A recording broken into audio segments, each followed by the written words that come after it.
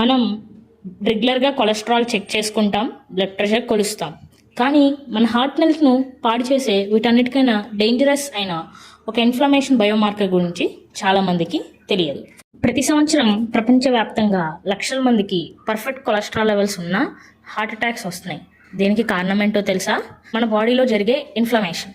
అయితే మన బాడీలో ఎక్కడైనా ఇన్ఫ్లమేషన్ జరిగినప్పుడు మన లివర్ ఒక సి రియాక్టివ్ ప్రోటీన్ రిలీజ్ చేస్తుంది. దాన్నే మనం HSC రియాక్టివ్ ప్రోటీన్ అంటాం. ఇది నార్మల్ టెస్ట్లో పూర్తిగా గుర్తించలేకపోవచ్చు. HSCRP రీడింగ్స్ ఎలా ఉంటాయో ఒకసారి చూద్దాం. 1 mg/లీటర్ కంటే తక్కువ ఉంటే చాలా సేఫ్. 1 నుంచి 3 mg/లీటర్ ఉంటే ఇంటర్మీడియట్ రిస్క్. ఇది ఒబిసిటీ, క్రానిక్ స్ట్రెస్ మరియు ఇన్సులిన్ రెసిస్టెన్స్ ఉన్న వారిలో ఎక్కువగా కనిపిస్తుంది. అలాగే 3 mg/లీటర్ కంటే ఎక్కువ ఉంటే హార్ట్ డిసీజ్ వచ్చే అవకాశం కూడా చాలా ఎక్కువ. 11 దాటితే బాడీలో ఏదో అక్యూట్ ఇన్ఫ్లమేషన్ ఉందని అర్థం. అసలు ఇన్ఫ్లమేషన్ గుండెకి ఎందుకు వస్తుంది ఇప్పుడు తెలుసుకుందాం. ఎథెరోస్క్లెరోసిస్ అంటే రక్తనాళాలలో కొవ్వు పెరిగిపోవడం అనేది కేవలం ఒక ప్లంబింగ్ ప్రాబ్లం కాదు. ఇది ఒక ఇన్ఫ్లమేటరీ డిసీజ్.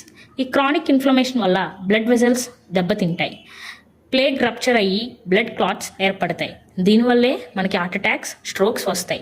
కొలెస్ట్రాల్ ఎంత పవర్ఫుల్ రిస్క్ ఫ్యాక్టరో ఇన్ఫ్లమేషన్ కూడా అంతే పవర్ఫుల్. ఈ HSCRP కేవలం హార్ట్ గురించే కాదు, బాడీలోని ఇతర క్రానిక్ డిసీజెస్ని కూడా చూపిస్తుంది.